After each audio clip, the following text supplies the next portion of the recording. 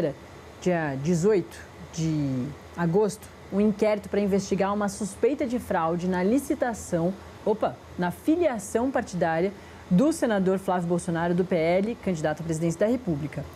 Lembra dessa história? Ficou conhecida na semana passada por um baita susto que o Flávio tomou lá no dia que foi pertinho do prazo final para registrar a candidatura. Sem registrar, não consegue ser candidato.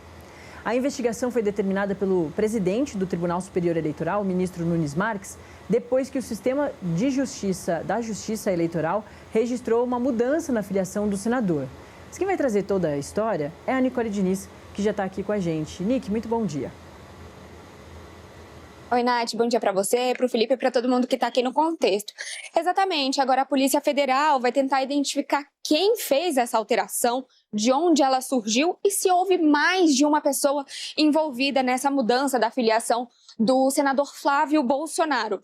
O Partido Missão, chegou a falar que conseguiu identificar um endereço de IP, esse endereço eletrônico que foi associado ao procedimento e entregou todas essas informações à Justiça Eleitoral. Como você disse, esse inquérito foi aberto pelo presidente do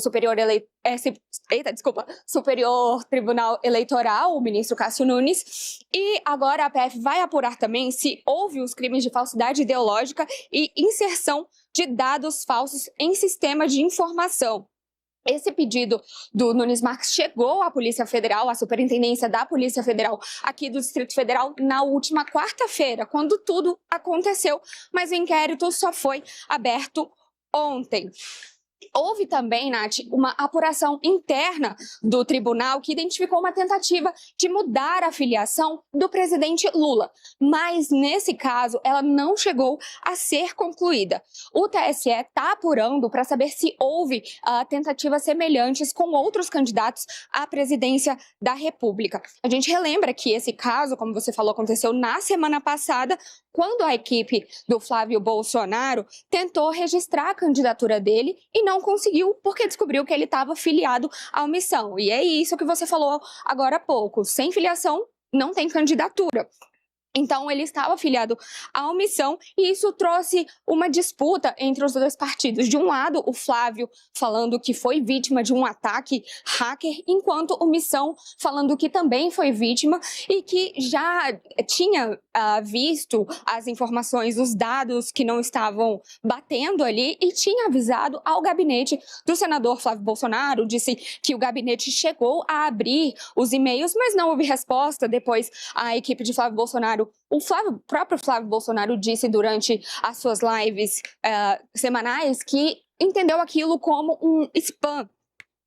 E naquele momento, essa mudança do partido do Flávio impediu que ele tivesse a sua candidatura registrada. Mas no mesmo dia, o presidente do TSE determinou o restabelecimento da filiação do Flávio ao PL e encaminhou o caso para a investigação. Depois disso, a candidatura pôde seguir normalmente. E o TSE, Nath, também esclareceu que não houve um ataque hacker e que, segundo o tribunal, a filiação foi realizada com o uso indevido de credenciais de alguém que tinha o acesso à ferramenta responsável pelo registro de filiação. Então, agora a Polícia Federal vai correr atrás para responder essa pergunta de quem foi o responsável por mudar a filiação de Flávio Bolsonaro para essa eleição de 2026, Nath. Perfeito, Nick. É isso mesmo. A história é bastante confusa, nebulosa, porque tem isso, a campanha sabia que estava acontecendo esse movimento, o próprio Flávio achou que era um spam, mas é uma candidatura muito importante, né? Talvez eles não tenham levado tanto a sério como deveriam. É isso também. O PL não é novo nessa questão de se candidatar à presidência, mas o Flávio né? Talvez não tenha levado a sério uma importante informação ali e aí chegou nisso, quase que perde o registro da candidatura dele. A gente vai continuar falando da candidatura dele, mas sobre um outro assunto. Por isso que eu agradeço já a Nicole Diniz. Valeu, Nick. Nick que segue acompanhando todos esses assuntos bastante importantes, principalmente daqui de Brasília. O senador e o candidato